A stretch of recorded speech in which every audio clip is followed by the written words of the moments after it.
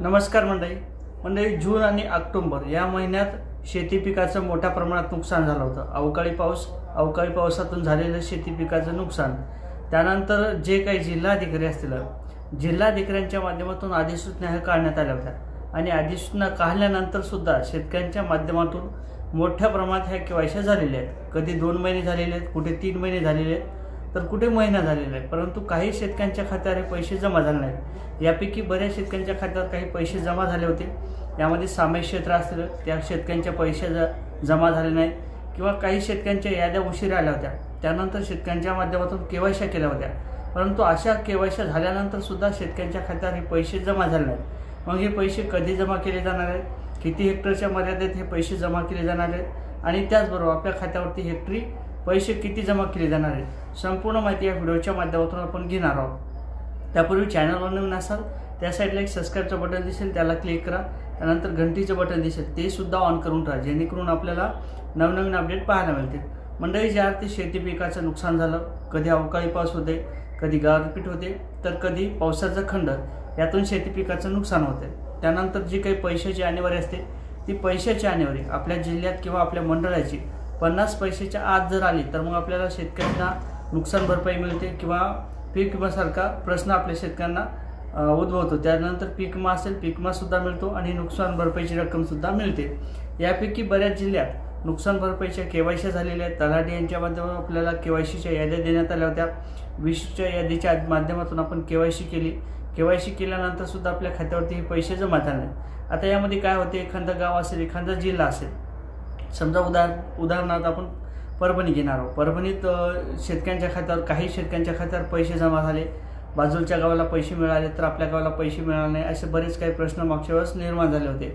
आणि यामध्ये काय होते, एखाद्या वेळेस गावाची जी आणेवारी असते किंवा गावाची जी काही कॅपिटल नावानुसार असते, म्हणजे समजा ABCD अशा पद्धतीने जे काही अक्षर असतात त्या अक्षरानुसार हे पैसे जमा केले जातात। मग एखाद्या गावाचं ए असल्यानंतर सुद्धा 1 नंबरला असते, परंतु ते पैसे वाटप होत नाहीत। मग आपण म्हणतो A नंबरचा असून सुद्धा पैसे मिळाले नाहीत, तर B नंबरच्या नावाला हे पैसे मिळालेले आहेत, या गावाला पैसे मिळाले। असं काय होते, एखाद्या वेळेस की तलाठी असतात किंवा ते जे काही तहसीलचे कर्मचारी असतात त्यांच्या माध्यमातून त्या केवायसीची व्हेरिफिकेशन केल्या जाते, हाच व्यक्ती आहे का अशा पद्धतीने हे शोधल्या जाते आणि त्यानंतर ते पैसे शेतकऱ्यांच्या खात्यावर हे वर्ग केले जातात। आता बऱ्याच गावात हे पैसे वाटप सुद्धा झालेले। त्यानंतर तलाठी यांच्या माध्यमातून आपल्याला जे काही केवायसीच्या याद्या मिळाल्या होत्या, त्या केवायसीच्या याद्या मिळून आपण शेतकऱ्यांच्या माध्यमातून केवायसी केल्या। कधी 1 महिना झाला, कुठे 2 महिने झाला, कुठे 15 दिवस झाले, परंतु काही खात्यावरती हे पैसे जमा झाले तर काही शेतकऱ्यांच्या खात्यावर हे पैसे जमा झाले नाहीत। म्हणजे सामायिक क्षेत्रधारक असलेले याही शेतकऱ्यांच्या खात्यावर हे पैसे जमा झाले नाही किंवा व्यक्तिगत खात्यांच्या माध्यमातून ज्या शेतकऱ्यांनी केवायसी केल्या होत्या अशाही शेतकऱ्यांच्या खात्यावर हे पैसे जमा झाले नाहीत। आता जे काय होते, जे काही शासनाच्या माध्यमातून ज्या पद्धतीने शेतकऱ्यांच्या माध्यमातून हे केवायसी केलेले असतात, केवायसीचे जो काही डाटा असेल ते कृषी विभाग, जे काही जिल्हा उपविभागीय असतात त्यांना पाठवतो, त्यानंतर ते जिल्हाधिकारी जे काही असतात त्याचं व्हेरिफिकेशन करतात, परंतु जो काही डाटा असतो तो शासनाला पाठवला जातो आणि त्याचा जो काही निधी लागणार असतो तो मंजूर होतो।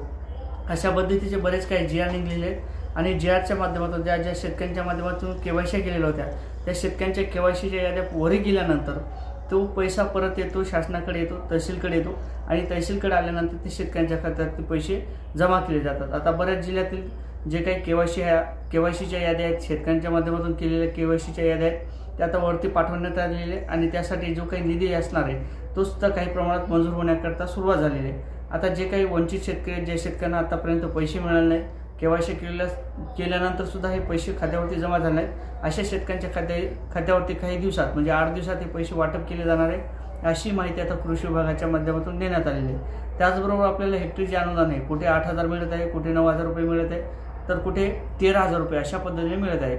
जे काही NDRचे निकष आहेत, ADFचे निकष आहेत 13,600चे, 13,600च्या नियमानुसार 3 हेक्टरच्या मर्यादेत आपल्याला हे पैसे वाटप केले जातात।